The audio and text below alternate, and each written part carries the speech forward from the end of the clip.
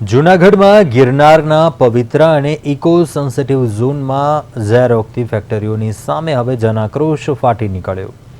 ગિરનાર સંરક્ષણ સમિતિ દ્વારા જિલ્લા કલેક્ટરને આવેદનપત્ર પાઠવી પ્રદૂષણ ફેલાવતી ફેક્ટરીઓને તાત્કાલિક બંધ કરવાની ઉગ્ર માંગ કરવામાં આવી છે. સમિતિનો ગંભીર આક્ષેપ છે કે જીપીસીબીની મિલીભગતથી ફેક્ટરીઓ પર્યાવરણનું નિકંદન કાઢી રહી છે. છેલ્લા ઘણા વર્ષોથી આ ફેક્ટરીઓ દ્વારા કેમિકલયુક્ત ઝેરી પાણી જમીનમાં ઉતારવામાં આવી રહ્યું છે, જેને કારણે આસપાસના વિસ્તારનું પીવાનું પાણી દૂષિત થયું છે. આ ઝેરી પાણી પીવાથી ગાયો અને અન્ય પશુઓના મોત થઈ રહ્યા છે, જ્યારે ઝેરી ધુમાડાથી વન્યજીવો અને પક્ષીઓ ઉપર જોખમ તોળાઈ રહ્યું છે. સ્થાનિકોનું આરોગ્ય પણ જોખમમાં મુકાયું હોવા છતાં તંત્ર આંખ આડા કાન કરી રહ્યું હોય તેમ જણાય છે. ગિરનાર સંરક્ષણ સમિતિએ ચીમકી ઉચ્ચારી છે કે જો આ ગેરકાનૂની પ્રવૃત્તિ બંધ નહીં કરવામાં આવે તો આગામી દિવસોમાં ઉગ્ર આંદોલન છેડવામાં આવશે.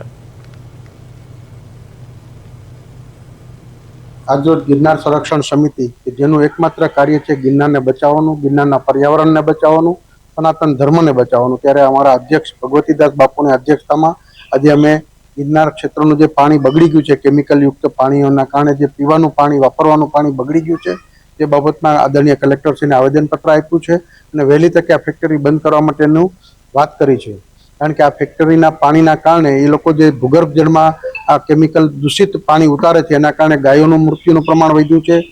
માનવ જીવન ખતરામાં આવ્યું છે, પશુ પંખી અને હવાનું પ્રદૂષણ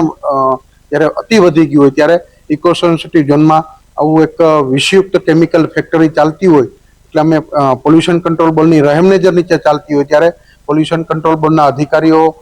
અને સરકારના જે કંઈ પ્રતિનિધિઓ છે, તંત્ર છે, એના દ્વારા જે કોઈ આજે 30-35 વર્ષથી આ વિષયુક્ત ઝેરની કેમિકલ ફેક્ટરી ધમધમે છે તેને બંધ કરવા માટે આજે કલેક્ટરશ્રીને આવેદનપત્ર આપ્યું છે. વહેલી તકે આ માટે કલેક્ટરશ્રી ઘટતું કરશે, સરકાર ઘટતું કરશે તેવી અભિલાષા છે અને ગિરનાર સંરક્ષણ સમિતિ હંમેશા ગિરનાર અને ગિરનારની આસપાસના ક્ષેત્રોમાં કોઈ પણ જાતની ગેરકાનૂની પ્રવૃત્તિ કે પર્યાવરણની વિરુદ્ધની પ્રવૃત્તિ થતી હશે, સનાતન ધર્મની વિરુદ્ધની પ્રવૃત્તિ થતી હશે ત્યારે હંમેશા આગળથી જૂનાગઢની જનતા માટે, ગિરનાર માટે કામ કરતું રહેશે.